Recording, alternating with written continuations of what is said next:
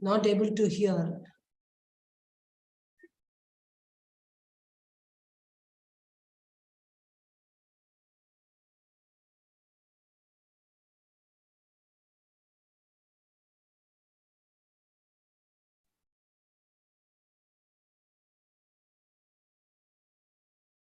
Hello? Ma'am, are you able to hear us? Yes, Yeah, little more louder. Your audio is very low actually. 1 second.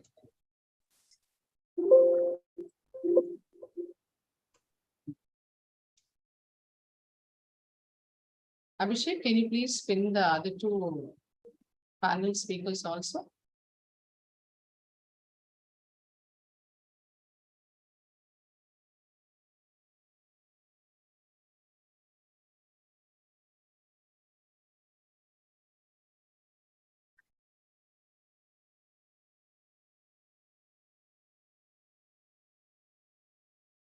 Good morning and welcome everyone to this national level virtual conference, a curtain raiser to the Hyderabad Today Conclave, International Conference on National Education Policy, Vision to Action, a panel discussion on safety and security.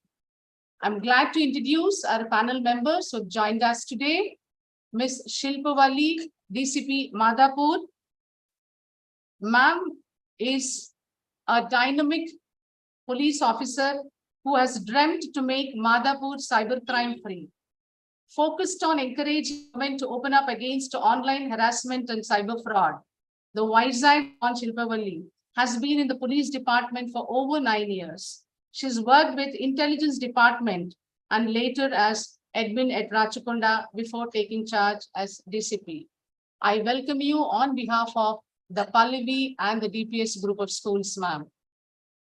The other panelists that have joined today is Ms. Uttara Singh, Director, Sri Ram Millennium Schools, an educationist and administrator over 2.5 decades in various schools in Delhi NCR. She's donned many hats from that teacher to an administrator and achieved a host of milestones during this journey. She has an attitude of contributing meaningfully to the environment and community, or to be the agents of positive change in the global arena. In keeping with these objectives, the school's robust Paryavaran program, the Sri Sahayog Community Development and Change Program, and many other interactive platforms are to her credit. Her belief that schools must build a culture of partnership where all stakeholders, the child, parent, and the school, are equally involved in the learning process of the children is manifested in the Mad About events, the annual parent-driven mega event hosted by the Sri Ram Millennium Schools, having many awards to her credit. To list a few: Education World 2017-18, Education World 2018-19, where the Sri Ram Millennium Schools have been ranked #1 in Faridabad, the Future 50 Schools 18-19, and Rex Karamveer Award 18-19. And I think the list goes on. What is more important is she is leading the charge of creating many more immersive learning and happy environments for children. We welcome you on board, ma'am. Thank you for joining us. The next panelist we have is an advocate from Supreme Court, Neha Tyagi. And ma'am has been a legal consultant, a graduate from Late Sri Ram College, postgraduate diploma in journalism, and currently practicing before the Honorable Supreme Court and High Court of Punjab and Haryana. Her core areas include constitutional law, women and child rights. And most importantly, she's written numerous articles highlighting the socio-legal issues like women empowerment, against honor killing, domestic violence, and sexual abuse. And she's been working on implementation of various governmental policies on gender justice and right to education. Thank you for joining us, ma'am. We welcome you on behalf of the entire team of Hyderabad Today Conclave.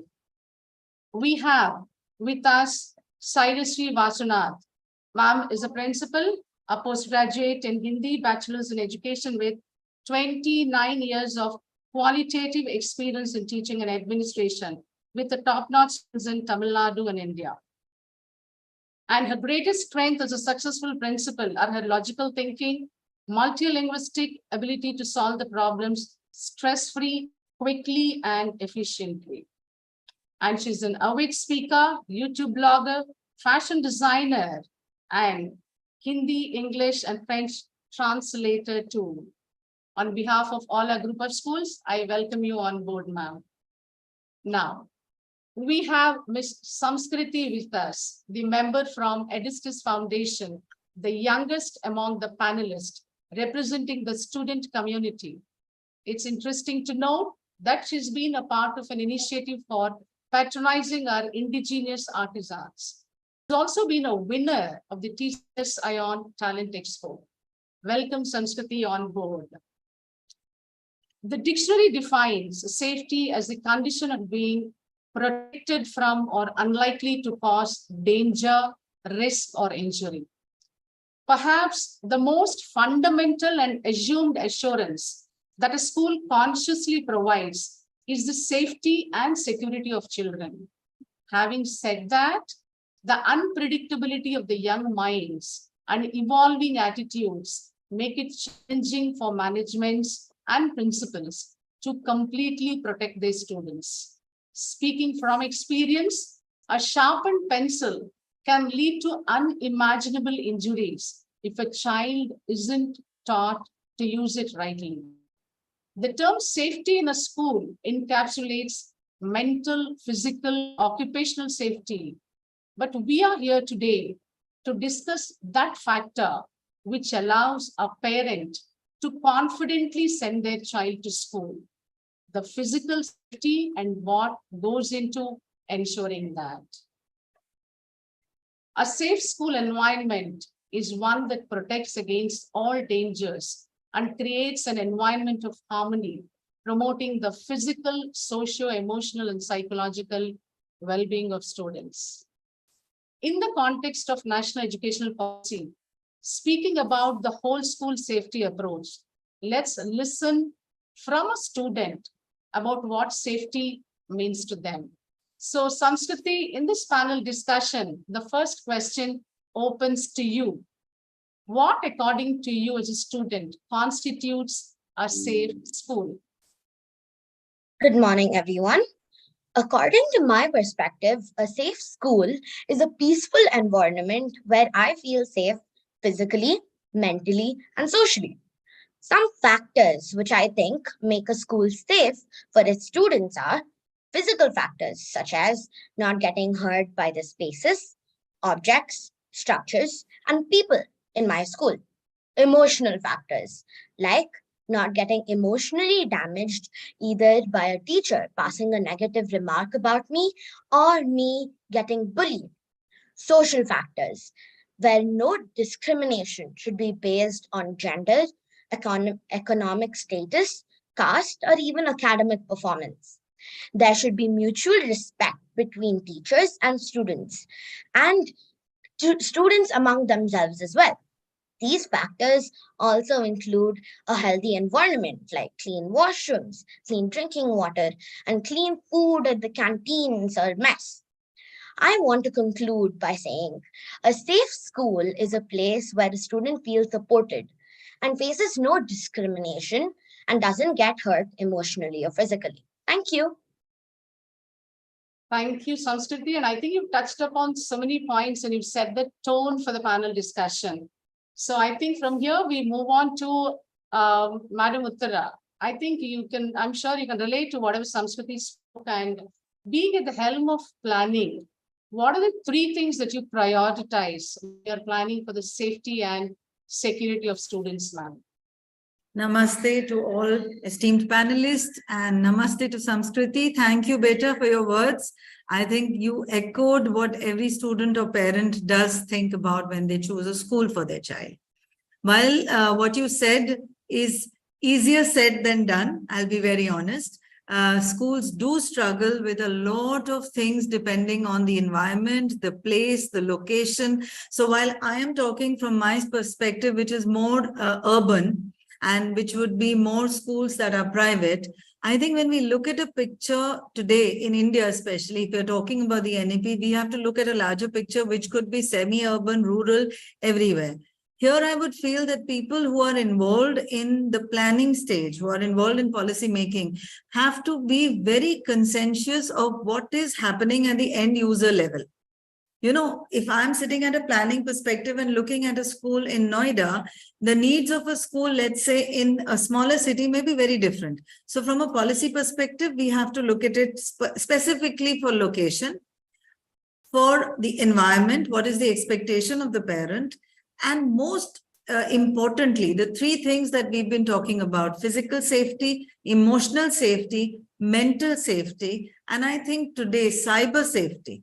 Because all of us today are no longer only living in a physical world.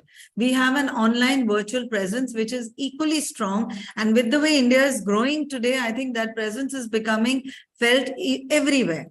So keeping all that in mind, I think the policymakers have to look at these aspects, make sure processes, make sure planning, make sure the clear policies, the clear consequences of not meeting those processes are defined very clearly. Every school or every institution should be able to rate themselves on where do I stand if I'm looking at physical safety, emotional safety, mental safety, social safety, cyber safety. When we have that in mind, and it's simple, it's doable, it's manageable, only then will it work. You know, from a policy perspective, Tanuja ji and all my other esteemed panelists, it's very easy to put down policy. But is the end user, until and unless they have a buy-in, until and unless the children understand why they have to walk in a line, unless and until the children understand why no mobile phones in school, you'll constantly have rules being broken. So I think 2-3 things that we need to keep in mind are: make sure we are covering all these aspects, make sure the policies are simple, doable, and the consequences are also doable and are met. I think that is what leads to a successful policy on safety and security for our children. Thank you, Uttaraji. And I think that makes so much sense because, as you rightly mentioned, it's easy to frame policies. Execution determines the success of it. And very true, actually. And Ms. Shaila, here, in just continuation to what ma'am just said, as a principal of a reputed school, you might have come across many peculiar situations and challenges in terms of safety and security. So how do you think this concept have changed over period, safety and security? How did it change over a period, and especially the post-COVID scenario? What are the challenges that you have faced in your day-to-day execution? Ma'am, could you please unmute yourself? Thank you, Tanuja. 15 years back, did we ever think of this safety, security, and all that? I don't think we had spoken anything much about it. When we talk about safety, we used to talk maybe about the road safety, or if you talk about security, we would have spoken about something border security. But now our prime focus, the main focus is on schools, the safety of the school. So we talk that frequently, we talk about it. Why? So the reason is so many things happening around. The society has changed, people, the lifestyle has changed, so many things have changed. So we keep thinking about that, and definitely we need the security, as earlier ma'am has told. We have to think about the physical safety or the psychological safety or the emotional safety. Now, particularly cyber safety. So now when we talk about COVID situation, we all had entered into the internet and online classes and all that. When we have started earlier, we had not known about it also, but many of us, including the teachers, all became techno savvy, all started learning. And in that, we would say that we had this cyber security problem. And you were asking me, did we face any kind of problems? Yes, we had faced a lot of problems related to cyber security. The classes used to happen, and we used to go around the classes, what is happening in each room. We used to check. in Zoom, we used to handle. I don't know how far the security was there, safety was there, or for that particular IDs. So which way they used to enter, we don't know. But they enter with any kind of a name. And in that name, they might add my name also with a very vulgar word there, and they would have entered. We would be wondering, who is this? My name will be there. I'm a principal, so maybe mine will be with the S and V. So in that S and V, they would enter with some other name, and that name cannot be read also. So that name, when they scroll through, the admin is there and parents with the students are there. So what they would think? Then when we open the share screen, they will start writing on that, all dirty language and all. So this is monitored by children and others. So there would be a lot of panic. Every time we used to remove that person, not allow, but I don't know how they would use to enter in. And this we took over to the police station and we informed, but where can we check? How do we know which number it is? No idea how they've entered in, how they got this link. So really, these all kind of problems we really faced. And it is, I feel, don't know how far it is safe and secure, these kind of online and all. And after this post-COVID, we decided never we would go for any online classes. And it is not easy, as you, ma'am was earlier telling, we are semi-urban. And we had a lot of difficulties because parents all will not have one or two mobiles, and they don't have just one child, they'll have two or three. And it's very difficult for them to use phone for each child, one phone. So they found it very difficult, and it's not possible to have such things. And finally, what happens is the children are, they don't know the value of the good or bad of the mobile phone. So obviously they will use it, misuse it. So these things, so we thought we will never go for such situations. We will go for only the offline classes, I'm whether sure we have school or leave. Many schools have undergone the same problem actually across. And I think when we are relating to the physical safety and, safety related to the infrastructure, or it could be any kind of immediate hazard that schools faces. I think we have with us our DCP, Ms. Shilpavalli ma'am, who's here, who's witnessed a gamut of such and probably severe situations which needs immediate intervention. Ma'am, can you please throw some light on those situations where we've seen certain, immediate situations needed immediate intervention in school? And I'm sure day in, day out, you might be getting complaints from different schools as regards to safety and security is concerned. Ma'am, over to you, Shilpavalli ma'am. Ma'am, I think somebody can unmute the mic there. Yeah. I lost your voice. Can you please just repeat? Yeah. No. Here the entire discussion is about the safety and security of students, ma'am. See, when we're talking about safety and security, it could be as simple as how a child walks down a staircase, because we've had instances where a child slides through and then, falls on the other side. Or it could be children fighting with each other with a sharpened pencil. And there are a lot of, it could be, need not always be a fire hazard or it need not be bigger hazards like that. Day-to-day situations itself, they're prone to so many accidents in the classes with each other, fighting with each other, and then, the furniture, lot in and around child where we have to ensure that they are safe in their environment. So in your experience, you must be having a lot of complaints from school as regards to safety and security that are concerned. So any light that you can throw on such situations in the recent past? Yeah. So you are talking about the daily simple routines which might give rise to, or throw the kids into danger. Yeah, I feel these days more than the falling down the staircase or all these, there are greater threats to safety and security of the children.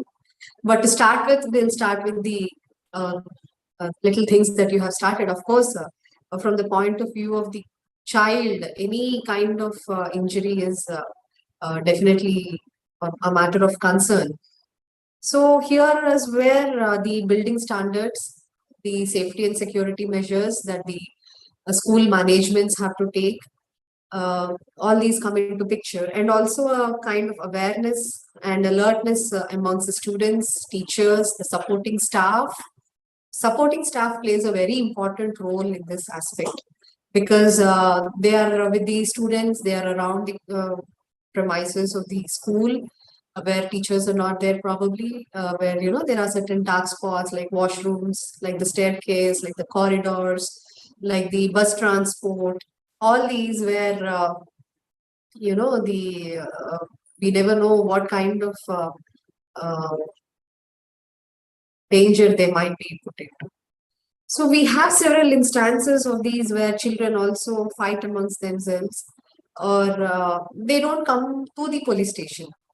Basically, they are generally uh, dealt with in the classroom, then with the principal at the most, or at the PTM max if it is beyond control. There are very few occasions when such kind of skirmishes come till the police station. Probably at the higher standards where there is physical violence, there is physical harm to the kid. Probably only in that case they approach the police. Otherwise, since these are all settled at the school level, I would also like to emphasize on bullying, which is taking place a lot more these days. Rather than the, it can be physical bullying or it can be cyber bullying. All these things are they seem to be a simple word, a simple gesture probably, which offends the kids, which has a lot of psychological impact on the kids. We never realize whether the bullying is from a fellow student or a teacher. It can be from a teacher also, like the reprimanding a student for not scoring well in the exams, or for a particular kind of behavior, deviation from a particular set behavior. All these also have, bullying is more rampant these days in the schools. That is what is a matter of concern. From the perspective of police, having visited nearly 45 schools since last November, or since last November, having visited nearly 45 schools in our jurisdiction, one of the major causes of concern for the school managements is bullying and cyberbullying. That is what I have to say. Anything else you want me to add? Right. I'll come back to you again on that, ma'am. Now I think we have Neha ma'am here. So being a practicing advocate, ma'am, what do you think are important guidelines that students must be aware of as regards to safety and security in schools? Right. Good morning, everyone. So I would like to share my screen and elaborate more on these guidelines.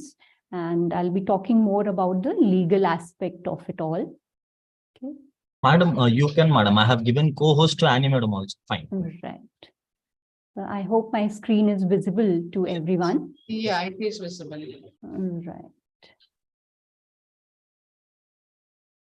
So first of all, I would want to thank you all. This is the right direction. This is the step for that matter, which is very much required to have these kind of discussions. And we really appreciate this conclave. So I'll do some context building here with my presentation, and then we'll have a discussion around it. Okay, so primarily, as we are talking about children's safety and guidelines, etc., and ma'am has already talked about the hygiene aspect of it, or the infrastructure aspect, or the disaster management aspect of it. So I'll be limiting myself to primarily the legal aspect of it all, which will include, say, child sexual harassment, or as you've all said, bullying or anti-bullying, and obviously corporal punishment, cyberbullying, etc. also. So basically, children's safety and security and well-being in the context of school, it has, multiple aspects to it, like academic, psychological, and obviously legal. And it goes through, various challenges and dilemmas, and it covers a range of very sensitive issues. So as I said, my focus is legal aspect. So we must acknowledge that, no single organization or institution can handle everything. So basically, it is a very collaborative effort to handle such things, right? So primarily, there are various stakeholders which are involved, especially in the context of schools. So just like this conclave also, it's the students, the parents, the teachers, and the non-teaching staff which have come together to hold this conclave also. And, keeping children at the center, we all have to work in an environment of collaboration, trust, and responsibility, rather than having a competition, authority, and accountability sort of atmosphere. It should be more collaborative in our approach towards children's safety and security. So, we all know that once a child is always a child. So that is what, most parents think that, and even, my mother at times, she still treats me as a child. But speaking in the strict legal sense, I would to tell you all that what do you think you consider that the age of a person is as a child? Different laws in India, they define children's age differently. But, the laws in case of POCSO and Juvenile Justice Act, etc., they define a child as any person below 18 years of age. Okay. So there's an age-old saying that all the children are innocent, However, it does not hold true, when we read news about children committing heinous crimes like rape and murder, etc. It makes us think that, is this true or is this not true? We might question all this. So we'll dwell more on the innocence of our children. So basically, empirical data clearly shows that most children, in this case, as you can see on your screen, if they are given an option, whether, option A being that they can eat 2 candies right now with breakfast, or there's an option B, which says that they can choose to eat 4 candies later on with their lunch. So most of the kids, interestingly, would choose option A, to have 2 candies right away with the breakfast rather than option B. So what I'm trying to say here is that our children are not good at calculating or foreseeing the long-term consequences of their actions. Okay. So clinically speaking, their behavior is primarily based on the reflexive actions. And as our children grow up, they go through various cognitive moral development stages. And these stages, by and large, get over by the time when a person turns 18. So that is why the legal age has been defined as 18 years of age in terms of children. And besides, even the hormonal changes during adolescence, they hamper their decision making. And thus, this further complicates the matter. So we should remember that children sometimes might commit heinous crimes. However, this age-old saying that children are innocent still holds true, and children do not understand the long-term consequences of their actions. So all the institutions-based safety policies of our children should bear this in mind. It is very important to bear this in mind in making any kind of policies.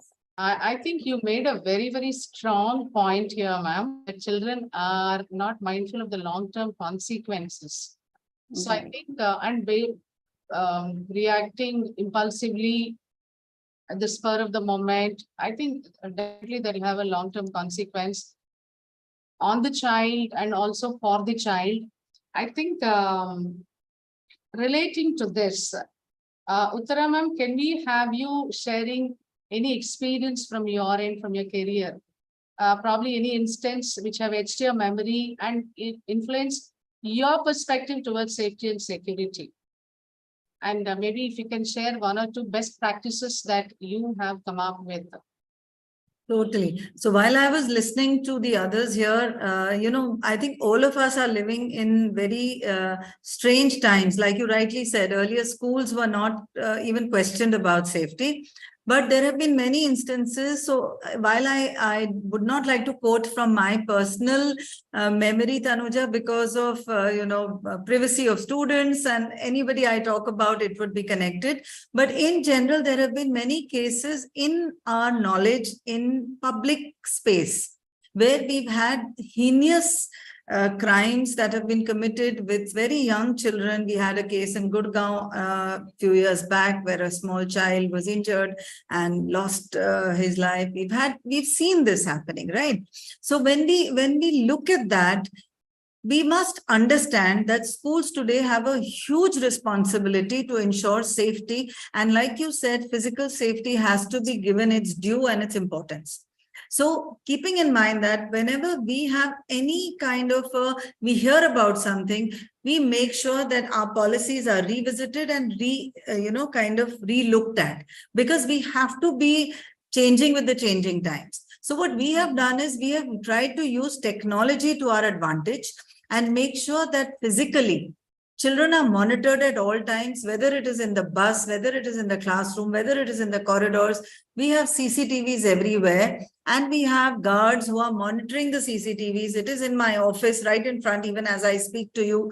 It is in my telephone, even from home. It gives me a notification if there is some, movement in a place where it should not be after this time. So using technology smartly, I think, is something that we should do, and which I have learned from experience. Another thing that I have learned from experience of children getting hurt in school by small things, like you said, a pencil, So I am aware in my own career of 2-3 children who got hurt with erasers, with chalk, and all of that thrown by students in jest, not understanding that this becomes a small missile when it is projected, by protractors. And we've had children have serious eye injuries, which the children have to live with also at some stages. So in those things, what we have done is we have changed policies. So children do not carry scissors to school. The school has a stock.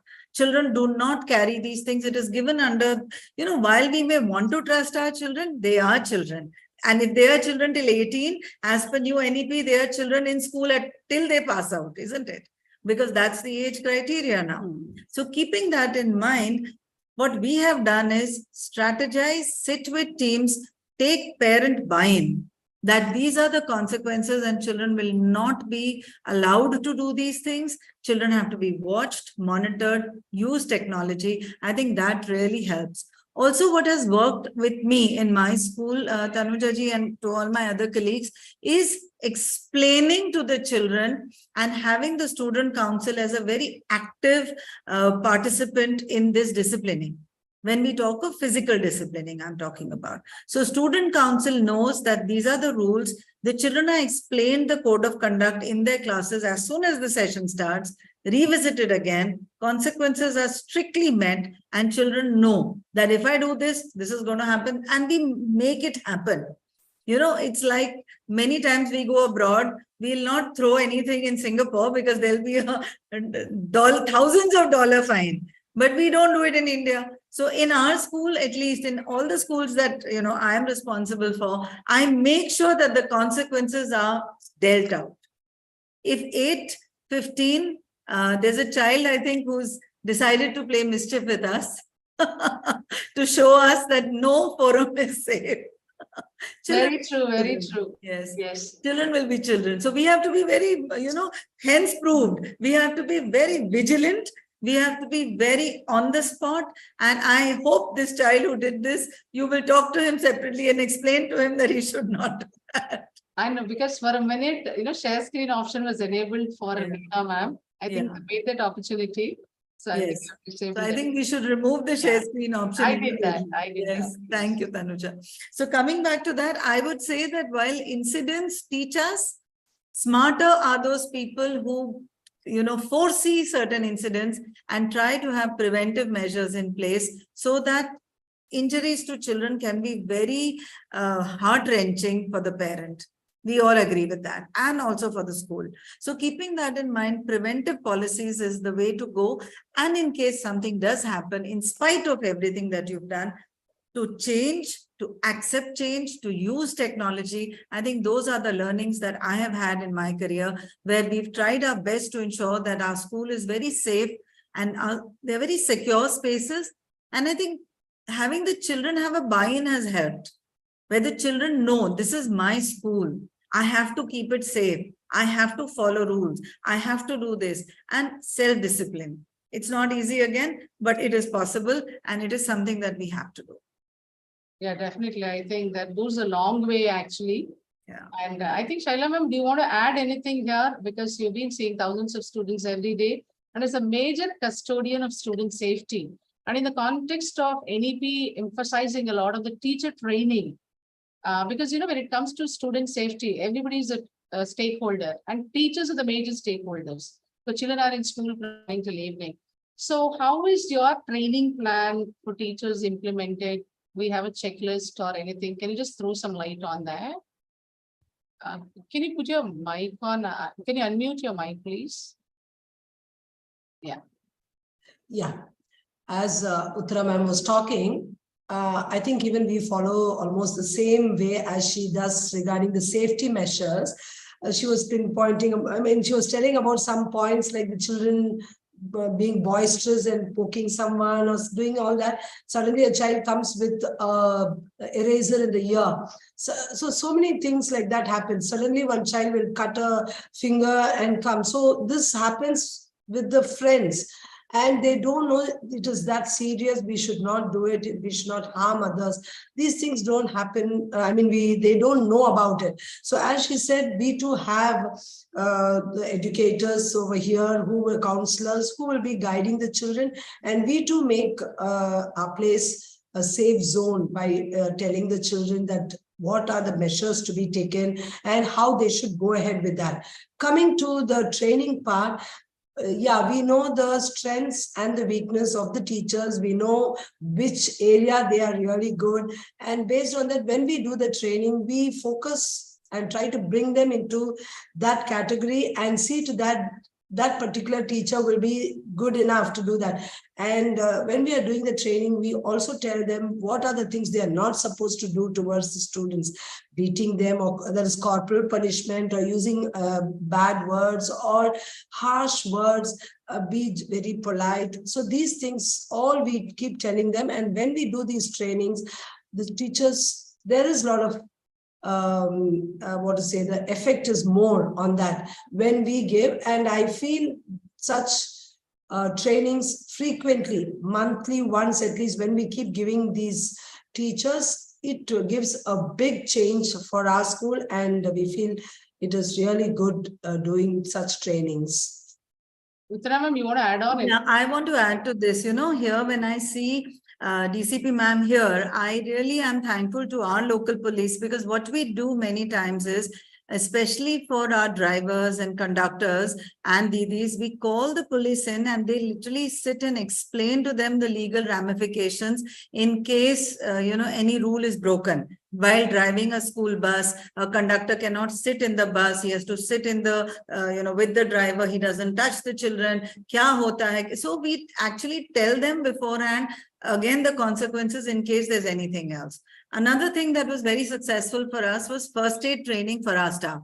So we've done a lot of first aid training for teachers. We have marshals, we have support staff, and a lot of things we also learned. A simple thing like nosebleed, you don't do this, you do this and stop. हमें भी mostly पुराने ज़माने में होता था, आप ऐसे करो.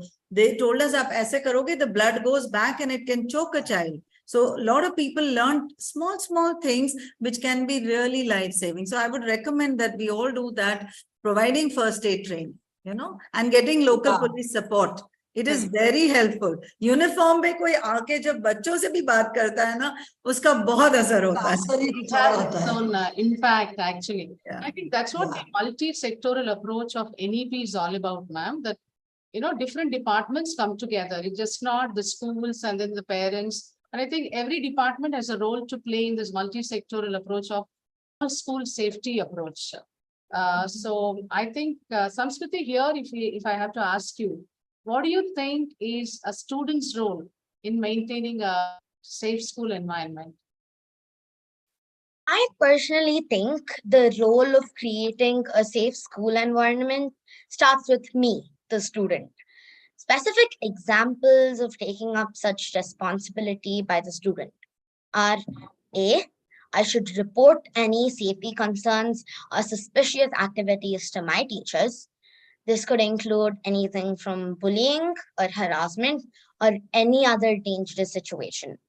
B, I should follow safety procedures like traffic rules at the parking area, wear protective gear while playing, safety mechanisms in the labs while using equipment.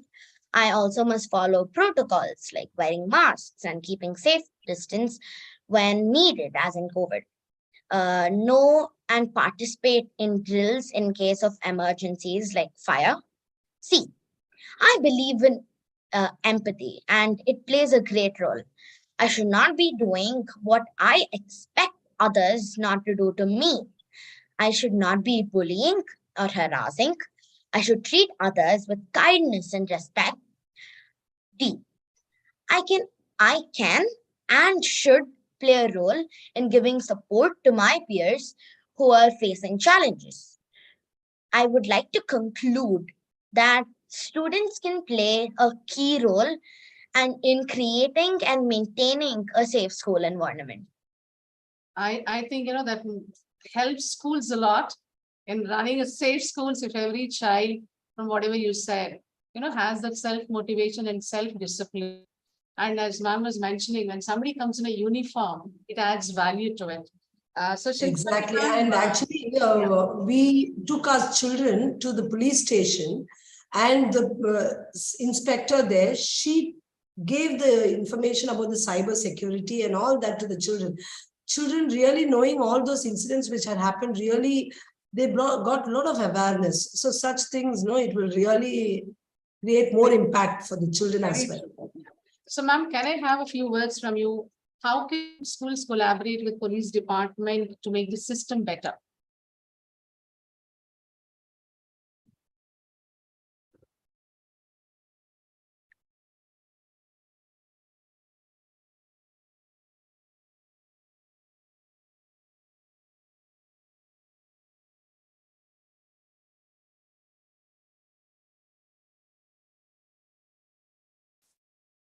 I think, yeah, your mic is on mute.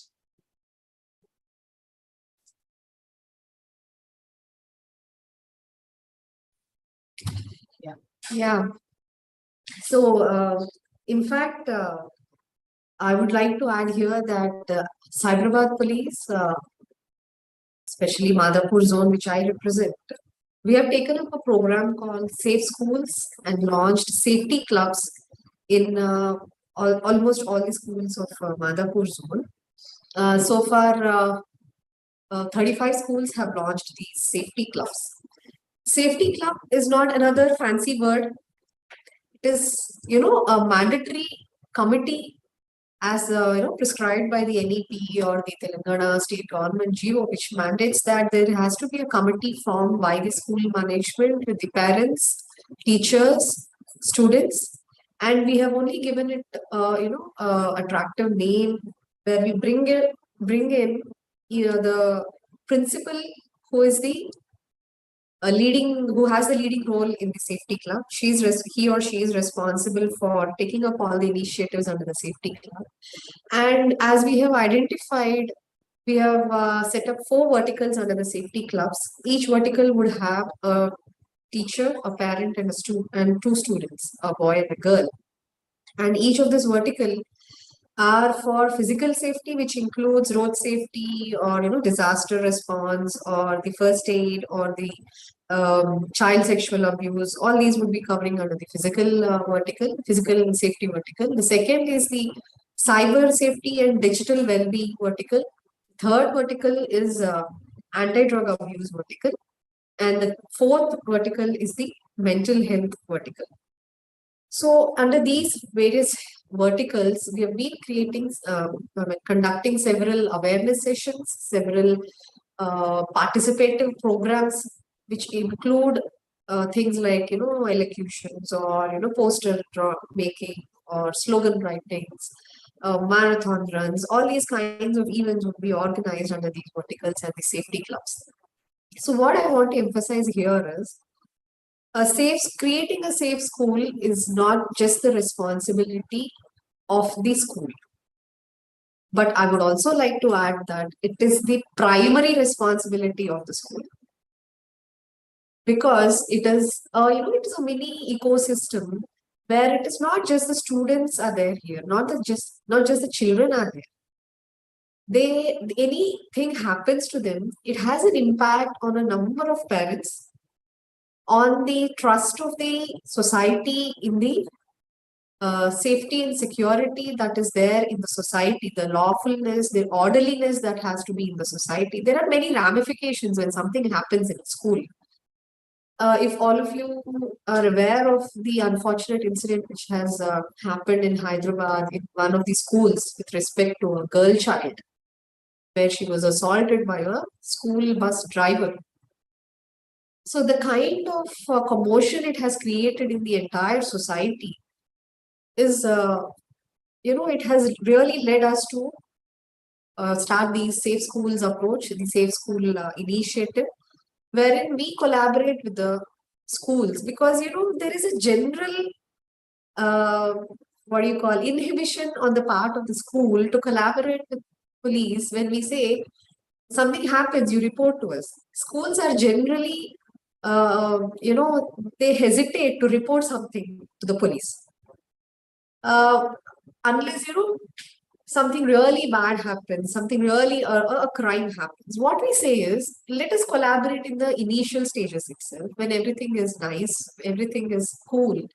Let us collaborate at that phase itself, so that we interact with kids, as one of the speakers was telling. When kids see us in uniform, there is a different kind of impact it has on the kids' mind.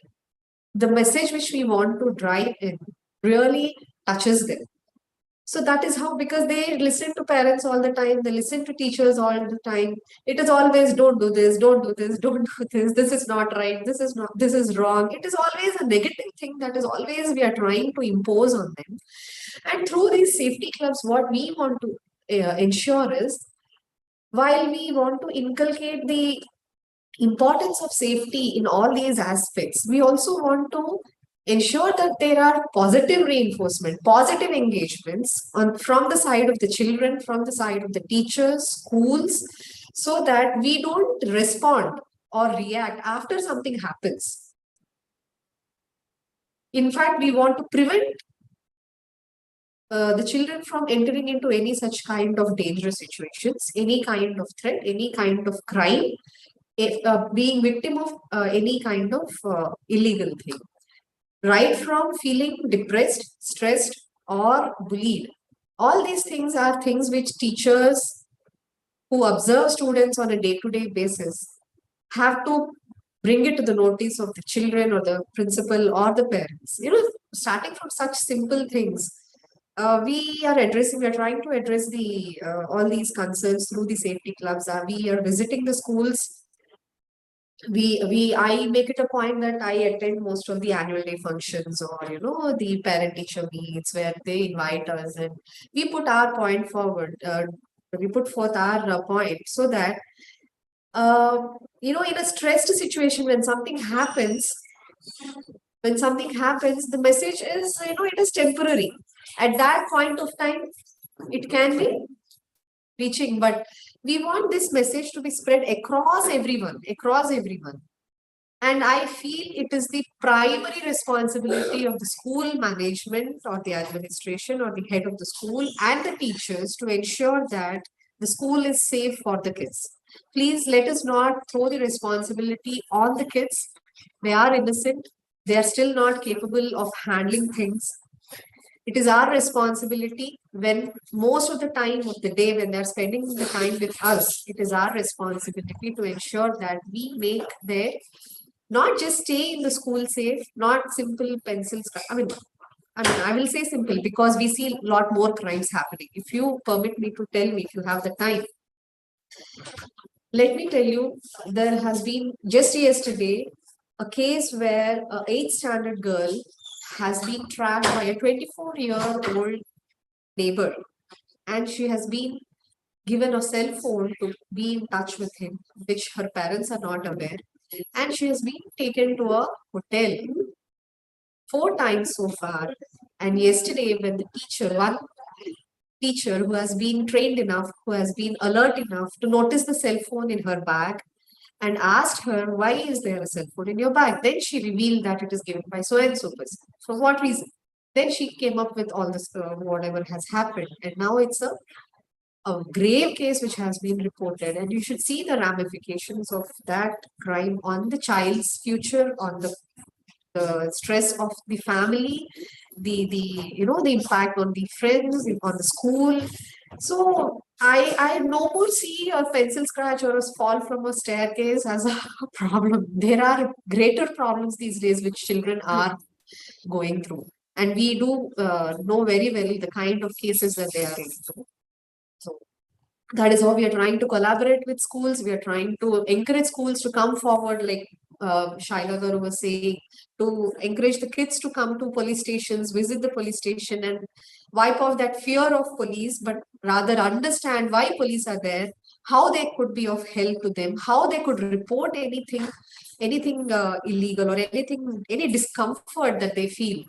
In fact, we encourage them not to come to police directly, but in fact report that first to their friends, trusted friends, or to the teachers immediate, then to the parents, then come to us. Because it is not police that always have to deal everything. We have to empower everyone at every level to deal with situations. And that is what we seek through these safety clubs.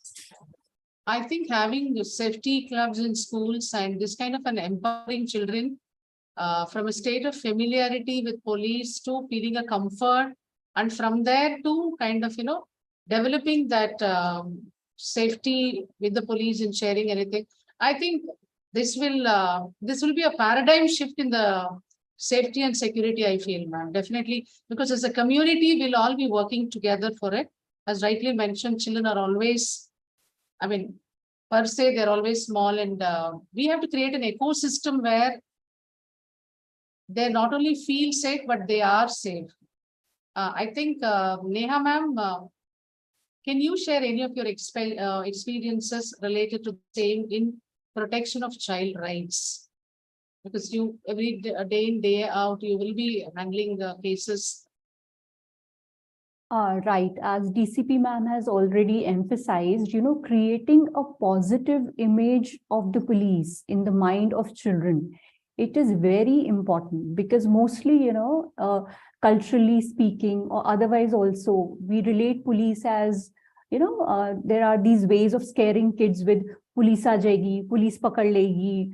So obviously they fear from approaching police. They fear from approaching authority figures which can actually help them out in such situations.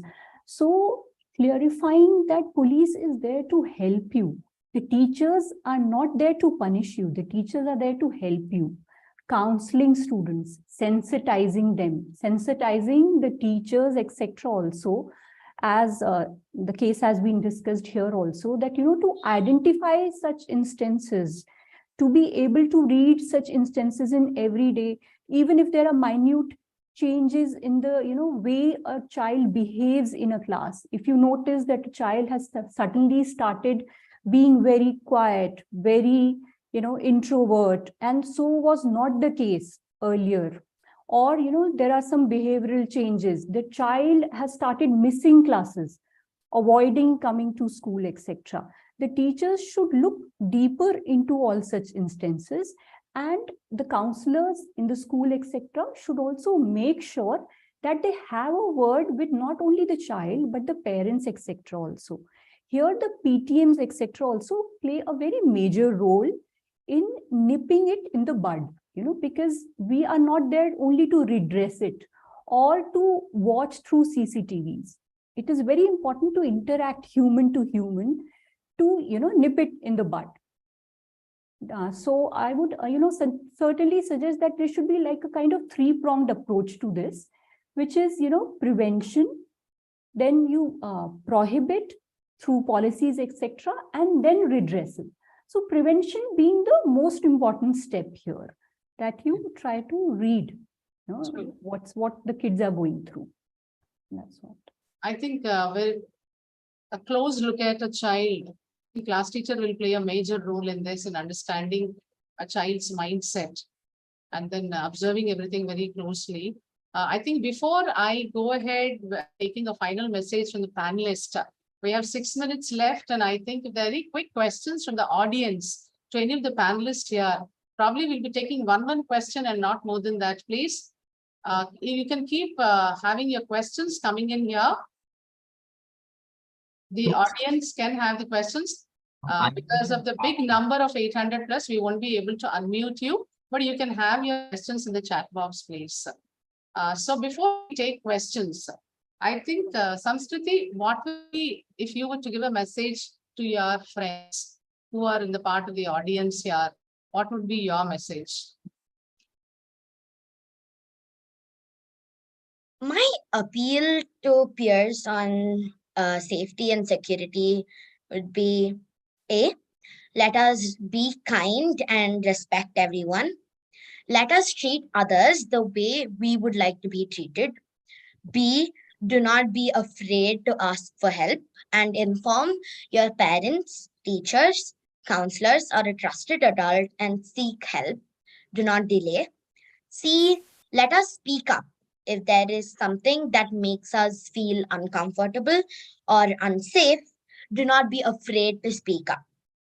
D, be a good friend and support your friends and classmates if they are struggling with something. E, let us follow the safety rules, though it feels exciting to violate them. Rules are there for a reason. And remember, we all play an important role in keeping our school safe and secure. In fact, our school is only safe as we make it. Let us take the responsibility for our actions and look out for each other to create a safe and secure environment for everyone. Thank you. I think you really echoed a student community, and then that's coming from a very empowered student. But you have a question coming from a parent here. If you are told, I think I'll just take that question here. If you're made to be told you're a girl, you're facing gender discrimination in school, what would you do? This is coming from a parent. Yeah, I think that first thing, the entire point of this panel is to stop or reduce the amount of discrimination that's being shown. But if that point ever comes, and if anybody ever told me, I think I would feel comfortable going to my teacher or parent and telling me to do that, but I also would be able to defend myself. Okay. So, this gives us a understanding that you value yourself and you value others as an individual, irrespective of gender, right? Okay, that's great to hear from you, Samskriti.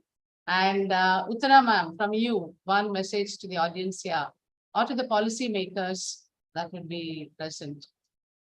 So again, Tanuja, I would always say this, that today listening to Samskriti, I have learned a few things. So we should listen to all the stakeholders. Policy makers should not be sitting in their offices and making policies. They should be walking the school corridors. They should be listening to the children. They should be listening to the teachers who are on the floor, to the parents who are, worried about their children, and policies, like I always say, should be simple and doable, and actually those that can be easily implemented and have the right consequences. So in a nutshell, when you're making a policy, please make sure that it is something that can really work at ground level. Also, the policy needs to be reviewed periodically, otherwise it is going to go into a dustbin after some time. And really speaking, policies are only live policies if they are lived by every individual on the, in the area. And I completely agree with DCP ma'am when she said that the school has to take the onus of safety and security of the children. And we do that. And I know that all schools are very particular about it. At the same time, I also feel that parents at home, because see, children are in school for about 6-7 hours out of a 24-hour day. The remaining time when they're at home, the parents also have to reinforce similar things. In school, if a child can't have a mobile phone, for example, but as soon as he lands home, he has the phone available and he's totally unmonitored on what he's doing, what sites he's seeing, who is he befriending, then the school's job becomes even tougher, isn't it? So it has to be a collaboration between parent and school to make sure that we equip our children to understand why this safety is required. Why is it important to not have drug abuse, substance abuse? We've had a whole issue with vaping. I don't know if that is something that's happening across, where very young children are also thinking vaping is only fruit.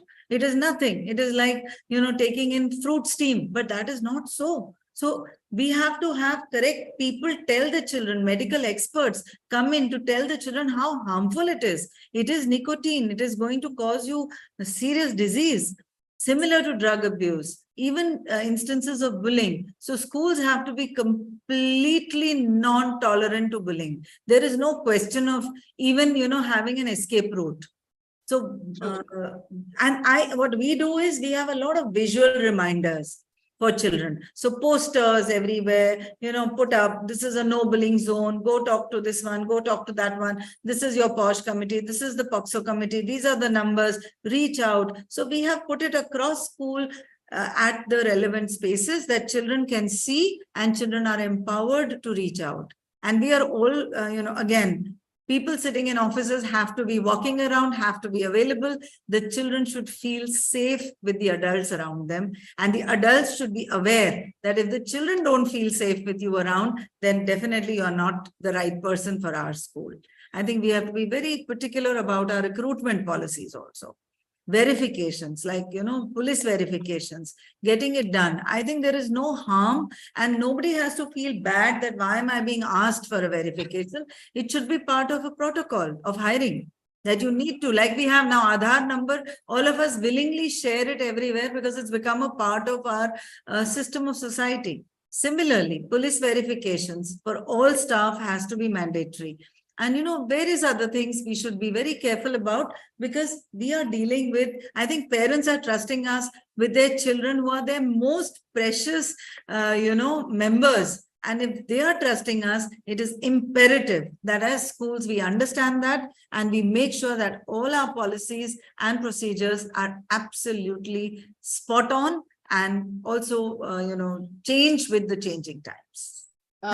Rightly said, ma'am. I think the police verification for the drivers in schools, I think these are all kind of the recent positive signs, which gives assurance to parents that, before we do it for all staff, Tanuja. All staff, correct. So even I do it from a non-teaching staff to a teaching staff. Everyone. As a protocol, when we do that, then safety is not left to chance. Exactly. So I think Neha ma'am, one final message from you to all the audience here.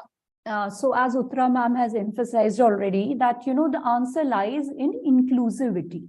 It is not just the school, it is not just the parents or just the children or, the Constitution of India or various acts or policies which are made under it. It is everyone who needs to come together, to raise these kids as the future of the country, as we say. So as you call it, the whole school approach, I suppose, it's the parents, the teaching staff, the non-teaching staff, the counselors, etc., the policies, And it's not just CCTV monitoring alone, or, having it written in words in black and white that will solve the issues. It is all of us being aware, being sensitized about it, and obviously following the law also to the very word and through the teeth of it all. And apart from that, obviously, it is kind of encouraging the children to come to us to report. That is very important. And obviously, as we've said earlier, also noticing the behavior of the children, because these are all adolescents. They are sometimes not able to express also. So it's about being more aware and actually noticing those minute changes around us in their behaviors, etc. That makes the difference.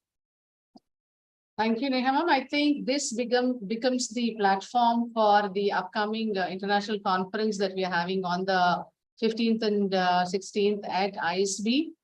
And we are having the academia from Harvard, Chicago, and Finland coming down.